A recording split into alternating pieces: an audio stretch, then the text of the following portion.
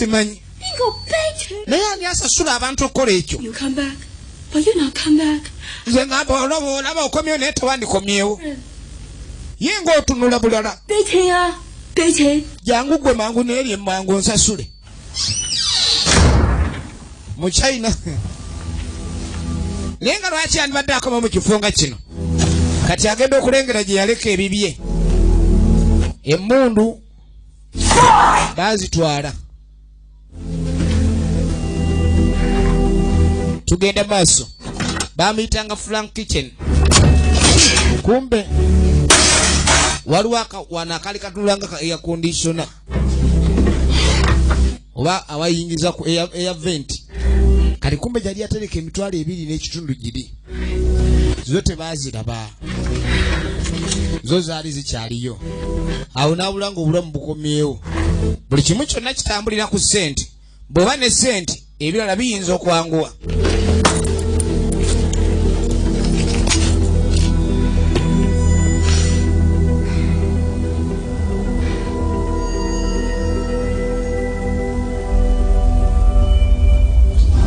Kakati medical setup, the equipment, the nurse. Yasooka n'afuna ennamba y'essimu. The costs. Erabika okuba yali ya Jenny akawala kali ke yali alinako. How did I get so goddamn rich? Yamugamba engeri gye tugagawalamu. Did you get so goddamn rich? Yego wagagawala otya? My father did well enough to send me to good. Kitange yakola ekirungi ekimala n'asindika amasomero g'ebbeeyi. Received a reasonable inheritance, which, unlike my brother, I era ye yateekebwamu akasente akawera ekitaali ku muganda bwe omulenzi. Very good at my profession and my era y'ensonga lwaki yasoma nnyo n'akola research ezimala kuba akasente kaaliwo obwongo bwali settled. There were issues with your peers at Mother of Mercy. Laba, I had enemies. Political. Yavava one. Within the medical community. Kati my manner has always caused me problems with. Yagamba empisa ze zaamuleeteranga obuzibu buli kaseera. I was a better surgeon than any of them. Nabeera sajoni asinga okusinga omulala yenna. And I was a woman. Ate nga nali mukazi. Ekintu ekyali ekibi ekisinga. Right, yes. Bw'obeera omukazi oyisibwamu amaaso. That's my medical license. I set up an illegal clinic. Era we yafuna layisinsi ye n'ayagala okulabika nti agenda maaso akole. Naye ne baba nga bamuyisaamu amaaso olw'endowooza ze saako n'ebintu byayiyanga okukola. Yensonga lwaki yakola illegal clinic. Yayina endowooza ey'enjawulo. Ndowooza ki? Operations, yes. Bamugamba bagezza kuleka nti okola operations oba okulongoosa abantu ng'amalwaliro amakulu tegakimanyiiko nti ye. Naye ng'agamba yayambanga abo bokka abantu abaalinga baagala okuleka ni bayambibwa okukyusibwa mu bintu ebimu nga tebayise mu buzibu obulala. Making people happy, giving them. Yagamba yakolanga ekyo ekyomugaso eri abantu bawe essanyu n'essuubi ku kye baba baagala. Financing my. Oli omuntu ajja alingedde ebbeere limulinga endibota asobola okuleka ni amukolako sajjale n'alifuula ettutu. Naye nga twamulabye. The best surgeon on staff. Waliwo ekintu ekimu kye yakola ng'ekibonerezo kyatayinza kunnyonnyolano ne mu statement ye ekitaliimu kwe kukyusa Frank Kitchen n'amufuula omukazi. Omuntu eyali omusajja. Ekyo kiba kuzanyira ku ddembe lya muntu era kimenya mateeka. Yensonga kibamugamba nti yakola illegal operations. A rogue on the medical frontier. Bamulabanga mulabe kati. She went rogue. Oba rogue. Ku medical frontier. Kakati n'omutaka wuuno. Bye tulaba byannyonnyola. Ebiyinza okuba ni bye byatuukawo. Kakati n'omuwala ono yakuba essimu. Waayo oli otya? Bwanji? It's me, Frank. Nze Frank. Frank. Eh. Midnight coffee date, Frank. Kaunda to Frank. You remember me, huh? Onzijukidde? I remember. Ng'ojjukira. You want to meet for a coffee? Wayagala tunywemu kakaawa si kyo? Sure. Oba oli awo? Tonight? Olwalira akawungeezi? How about we meet at that place near you? Wajja tusinkane kafu kali ke nakulusangamu. Hey, listen. Ulira. I don't look the same. naye sikyalabikanga kyekimu. Shaved in some other stuff. Waliwo ebintu ebimu byakyukamu naye nze sifaayo. Kakanno kano kaali kannansi era nga kasawo. Say 10 o'clock.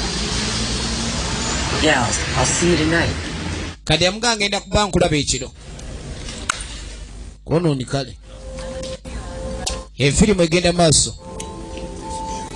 Amugambye agenda kuba mulaba ekiro.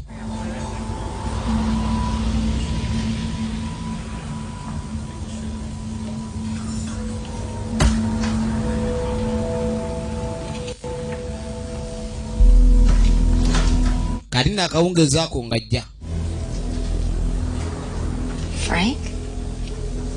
Yeah, it's me. Look a little different, huh? You are different. Yamugamba Frank kweni nkyuseemu. Okyukidde ddala? I don't know what to say. Semayina kyagamba. So you're a nurse?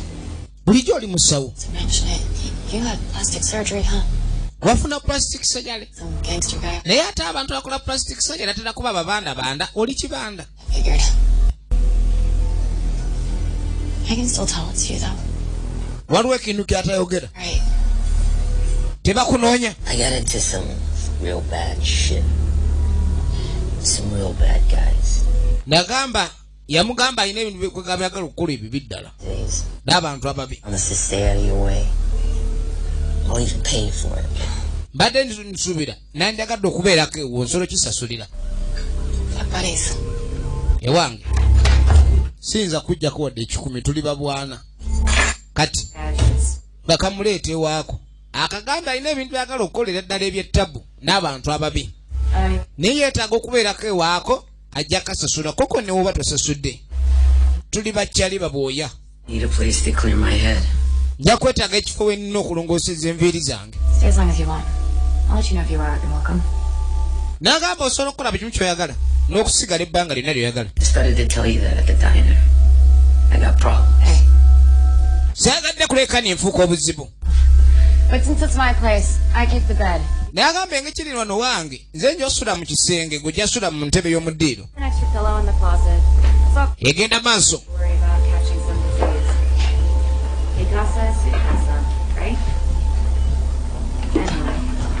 I always trust my instinct, you know what I mean? Not sure why, but I feel kind of connected to you. Big boys tell me I'm a little crazy. I got that for Halloween a couple years ago. It's weird, huh?